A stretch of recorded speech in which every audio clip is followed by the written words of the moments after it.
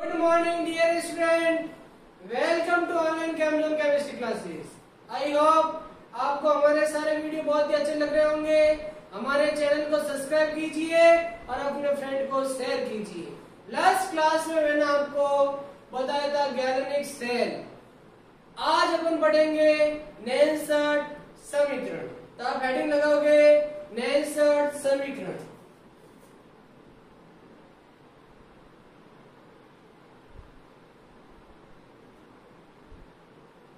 तो नेल्सट समीकरण क्या है और इसका उपयोग क्यों किया जाता है?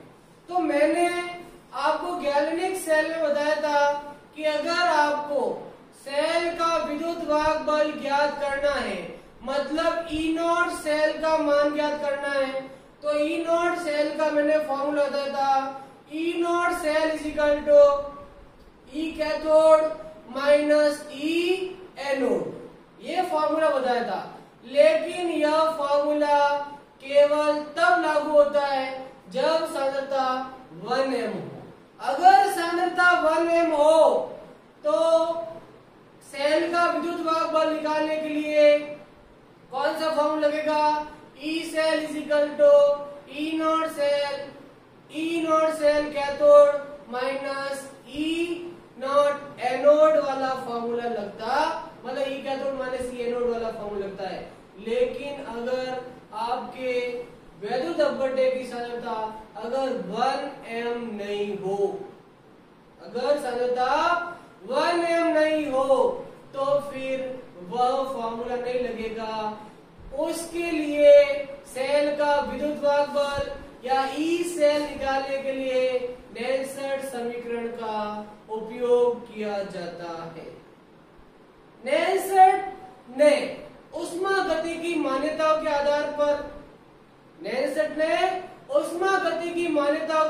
पर सेल के विद्युत वाहक बल, ताप, दाब, सांद्रता आदि में संबंध स्थापित करके एक समीकरण बनाई, उसे नेल्सट समीकरण कहा जाता है।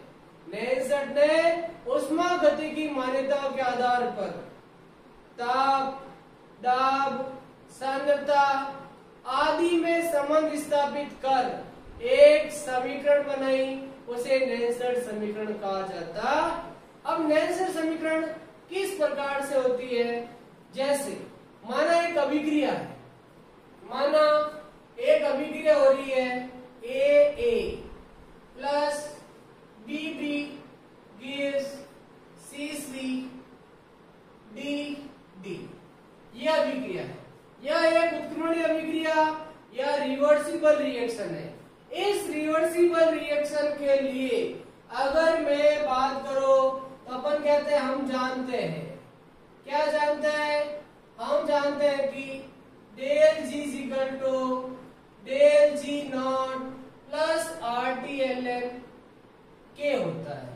हम जानते हैं कि del G is equal to del G not plus RT/ln K होता है। अगर मैं K की बात करूं तो आप K बराबर क्या कह दोगे? अगर K की बात करो तो आप क्या कहोगे? K is equal to product की कंसंट्रेशन C की पावर C, D की पावर D, A की पावर A और क्या कह दोगे? B की पावर B, ये कहोगे। या आप प्रोडक्ट की कंसंट्रेशन अपन रिएक्टेंट की कंसंट्रेशन भी कह सकते हो। और ये कहा जाता है कि del G is equal to होता है minus NF E cell. Del G is equal to क्या होता है? Del G is equal to minus NF E cell होता है। अगर मैं कहूं डेल G नॉट मतलब गिब्स मुक्त ऊर्जा होती है, ये क्या होती है? ये गिब्स मुक्त ऊर्जा, और नॉट लगा हुआ है, क्या हो जाएगा? मानक गिब्स मुक्त ऊर्जा। अगर मैं आपसे कहूंगा कि मानक गिब्स मुक्त ऊर्जा क्या होगी, डेल G नॉट क्या होगी, तो आप क्या कह दोगे? Del G not is equal to क्या जाएगा? यहाँ नॉट लगा तो यहाँ भी क्या लग जाएगा? नॉट लग जाएगा माइनस NF ई नॉट से। आप ये क्या दोगे? अब इन दोनों के मान ध्यान रखो और K की वैल्यू भी यहाँ रखो जैसे ही आप यहाँ पर रखोगे बताओ क्या आ जाएगा, डेल जी की जगह ये रखोगे क्या आ जाएगा, minus N F E cell.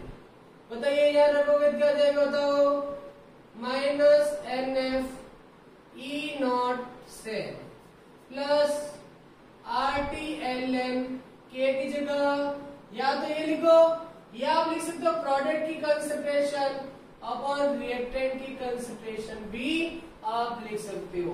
तो क्या लिख सकते हो, प्रोडक्ट की कंसंट्रेशन अपॉन रिएक्टेंट की कंसंट्रेशन आप लिख सकते हो। अब क्या, अब मैं जो आपको ये समीकरण दिख रही है इसको माइनस एन एफ से डिवाइड करता हूं, तो माइनस एन एफ का भाग देने पर, अब देखो माइनस एन एफ से डिवाइड करूंगा तो डिवाइड करो तो माइनस एन एफ से क्या क्या आ जाएगा, ये कट जाएगा तो आपका जाएगा ई सेल, इसको भी डिवाइड करोगे ये कट जाएगा और क्या जाएगा ई नॉट सेल।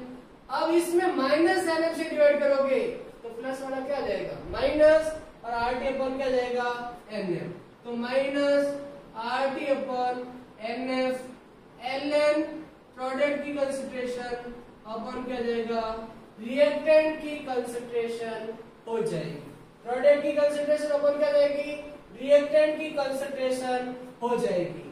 अब आप जानते हो R को जो मान होता है R is equal to 8.314 joule carry inverse mole inverse. इसी तरह से T की बात करो तो T आपका 298 केल्विन, F की बात करो तो F मैंने बताया था चिन्हो 500 और Ln को क्या लिखते हो, Ln इज इक्वल टू होता है 2.303 लॉग। अगर ये सारी वैल्यू इसमें आप रख दो, इसमें जैसे ही रखोगे तो आपको आप जैसे आर टी एफ और एल एन की वैल्यू रखोगे तो आपको क्या मिलेगा, E cell is equal to E not cell minus R T और एफ और एल एन को अगर आप रिप्लेस करो सबको तो आपको मिलता है 0.0591। क्या मिलेगा, आर टी और एफ और एल एन को आप रिप्लेस करोगे तो सबका मान कितना था 0.0591 और ये एन का एन रहेगा और एल एन की जगह क्या जाएगा लॉग प्रोडक्ट अपॉन रिएक्टेंट, ये आपको मिलता है और ये ही आपकी नेल्सन समीकरण होती है।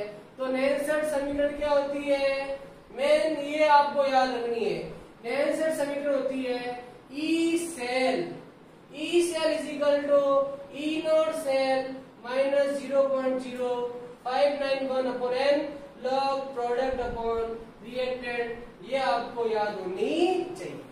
समझ में आया आपको, एक बार मैं आपको वापस बता देता हूँ। सपोज आपकी एक रिएक्शन है, एक उत्क्रमणीय अभिक्रिया A plus BB give CC plus DD।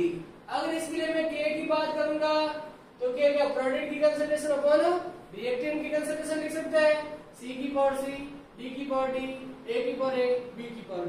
और हम जानते हैं डेल G इक्वल टू क्या होता है, del G not plus RTL है ना, K होता है डेल G गिब्स मुक्त ऊर्जा क्या जाएगी minus NF E cell, del G not क्या जाएगा minus NF E not cell, दोनों की वैल्यू यहाँ रख दोगे और वैल्यू रख के माइनस NF से डिवाइड करोगे, NF से NF कट जाएगा, ई सेल आ जाएगा, ये भी कटेगा क्या आएगा ई नॉट सेल और इसमें भाग दोगे प्लस वाला क्या आ जाएगा माइनस हो जाएगा, तो आपको ये मिल गया। आप जानते हो R का मान 8.314 joule calorie inverse mole inverse होता है, T का क्या होता है 298 हो जाएगा और F का 96500 और Ln का ये होता है। सबकी वैल्यू पुट अप करोगे तो आपको ये समीकरण मिलेगी, यही आपकी नेल्सन समीकरण आई बात समझ में। लेकिन इस नेल्सन समीकरण का किस प्रकार से उपयोग करके ई सेल आपको कैलकुलेट करना वो मैं आपको बता रहा, इसको नोट कर लीजिए और इसका स्क्रीनशॉट ले लीजिए। चलो अब मैं आपको बता रहा हूं कि कि ये जो आपको नैनसेट समीकरण दिख रही है, इस नैनसेट समीकरण से सेल का विद्युत बल किस प्रकार से निकालते, सेल का विद्युत बल निकालना बता रहा हूं।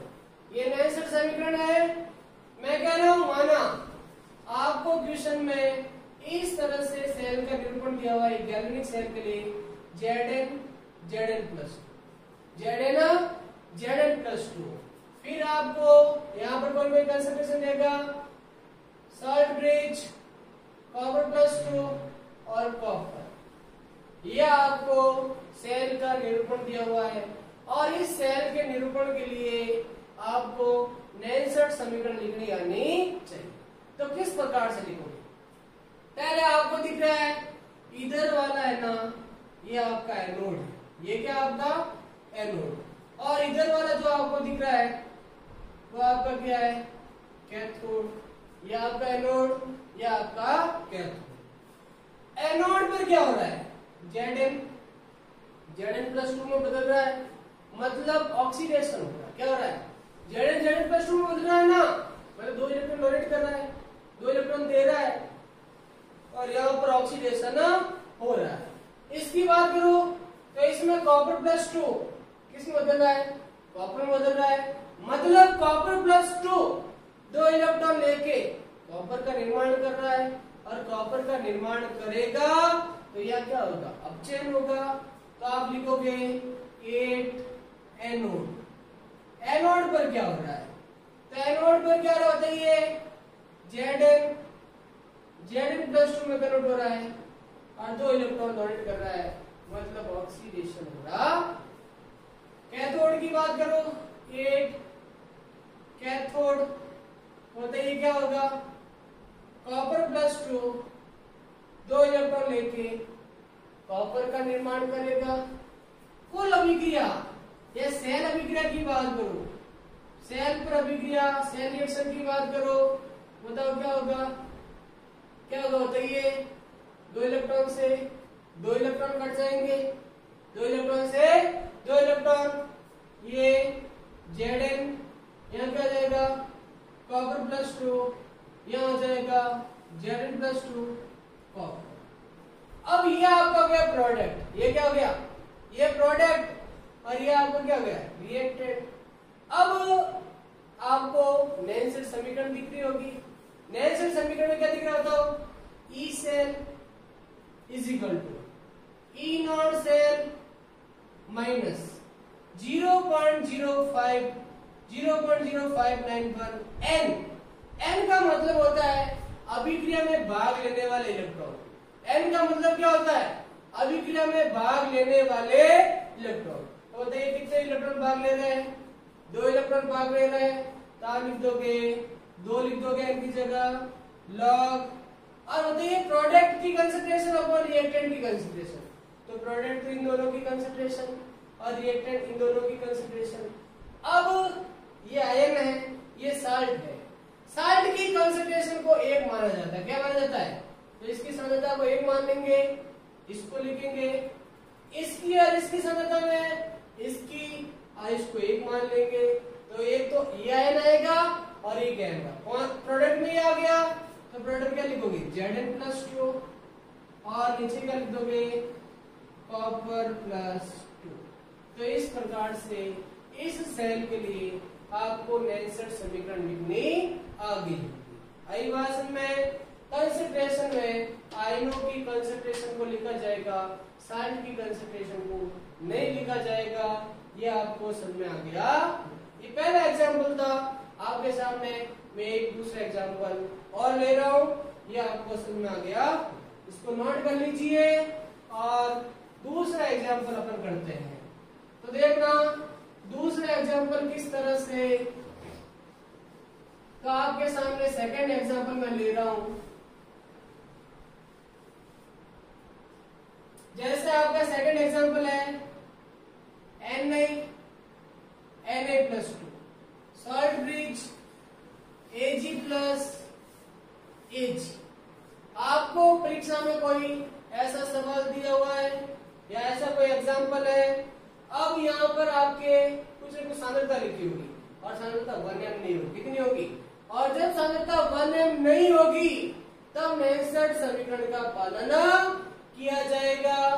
तो यहाँ पर कोई सांद्रता लिखी होगी। अब देखो इसको किस प्रकार से सॉल्व करना।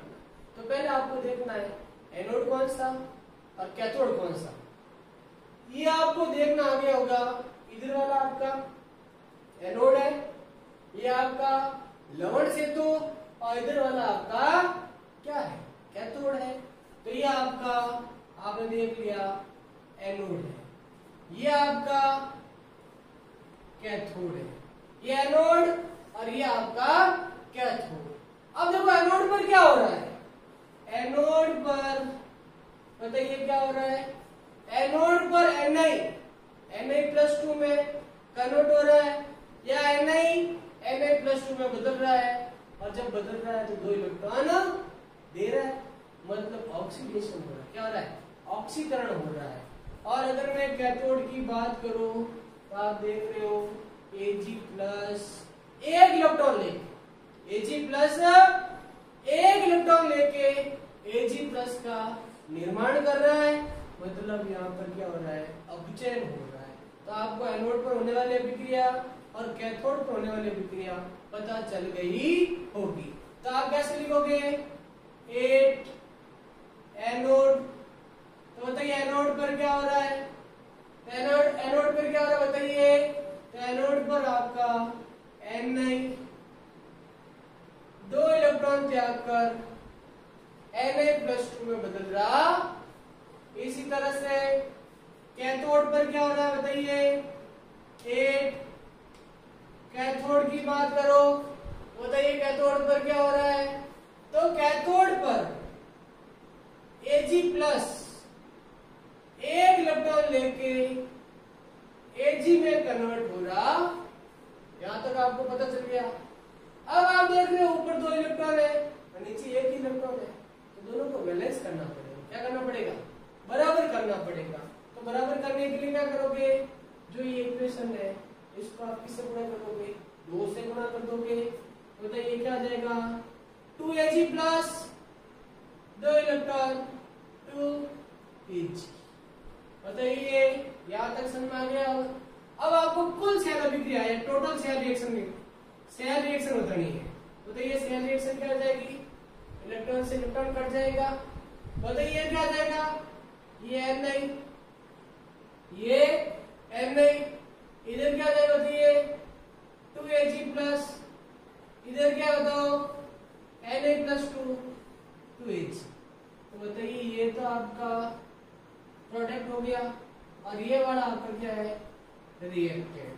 अब प्रोडक्ट को देखो, रिएक्टेंट को देखो। प्रोडक्ट के अंदर आपको दिख रहा है ये तो आयन और ये साल्ट, और साल्ट को क्या मानेंगे, एक, तो साल्ट को 1 मान लेंगे। कंसंट्रेशन में इसको लिखोगे, इन दोनों में से इसको 1 मान लेंगे तो ये सॉल्ट है, और इसको लिखेंगे। अब बताओ नेल्सन समीकरण में आप मान रख सकते हो क्या, कैसे लिखोगे समीकरण, बताओ। पहले क्या दिख रहा है, ई सेल, तो लिख दो ई सेल। बताइए फिर क्या लिखोगे, E0 सेल, ये आपका E0 सेल। बताइए फिर क्या लिखोगे, 0.0591 N। बताओ N की जगह क्या लिखोगे बताओ, 2 इलेक्ट्रॉन लिख दोगे। लॉग, बताइए प्रोडक्ट की जगह क्या लिखोगे, लिख रहा है प्रोडक्ट, तो प्रोडक्ट में सिर्फ किसको लिखा जाएगा, आयन की सांद्रता को, इसको 1 मानेंगे तो आप लिख दोगे कंसंट्रेशन ऑफ Na+2, और बताइए रिएक्टेंट में किसको लिख दोगे, ये 1 आ जाएगा, ये हो जाएगा Ag+, और बताइए इसके आगे 2 है ना, 2 कहां चला जाएगा, पावर में चला जाएगा, ये पावर में। तो आपको नेल्सन समीकरण लिखनी आ गई, आई बात समझ। अब परीक्षा में आपको कैसे भी सवाल दे सकता है, आपको सवाल दे दे कुछ नहीं करेगा, ये सेल का निरूपण देगा, और सेल का निरूपण में यहाँ सांद्रता भी देगा, यहाँ पर या कंसंट्रेशन देगा, यहाँ पर और यहाँ पर, यहाँ सांद्रता देगा, और आपको E0 सेल का मान देगा। आपको क्या करेगा, E0 सेल का मान, आपको E0 सेल का मान दे दिया, सांद्रता दे दी और आपको कहेगा बता ई सेल बता, तो सीधे ई सेल निकालना है। पहले ये समीकरण बनानी पड़ेगी और समीकरण बनाने के बाद में आपने समीकरण बनाई और समीकरण ई नॉट सेल का जो मान दे रखा है वो रख दो और यह सांद्रता चाहिए और ये सांद्रता आपको या कोष्ठक के अंदर दे देगा और कोष्ठक के अंदर दी उस सांद्रता को यह रख दो और इसको सॉल्व कर दो, आपका नेल्सन समीकरण से आपका आंसर आ जाएगा। तो नेल्सन समीकरण पर न्यूमेरिकल सवाल में पूछे जाते हैं तो आपको सिंपल अगर नेल्सन समीकरण लिखनी आएगी तो आप आराम से न्यूमेरिकल क्वेश्चन कर सकते। जैसे मैं इसमें क्या दूं, आपको सवाल ऐसे दे दिया, आपको क्या देता कि ये सेल निरूपण है और इसके लिए ई नॉट सेल का मान 3.17 वोल्ट है। कितना है? 3.17 वोल्ट है और आपको यह सांद्रता दे देता 0.001 और यहाँ पर देता 0.1 ऐसे दे देता, दोनों की सांद्रता दे देता और जब सांद्रता देता और आपको निकालना होता तो क्या करते, पूरा ऐसे करके नेल्सन समीकरण लिखते और ई नॉट सेल की जगह ये रख देते और सांद्रता की जगह क्या रख देते, जो कोष्ठक में इसके पीछे लिखा हुआ है उस सांद्रता में लिख देते और सवाल को सॉल्व। बहुत ही सिंपल सवाल होता है, आप आराम से सॉल्व कर सकते। आई बात समझ में? तो ये आपकी हो गई नेल्सन समीकरण। अब नेल्सन समीकरण के बाद में अब मैं आपको बताता हूं कि नेल्सन समीकरण के अनुप्रयोग या एप्लीकेशन क्या है। तो अपन बात करेंगे नेल्सन समीकरण के एप्लीकेशन की बात करते हैं। 3-4 एप्लीकेशंस हैं, उन एप्लीकेशंस को आपको ध्यान से समझना।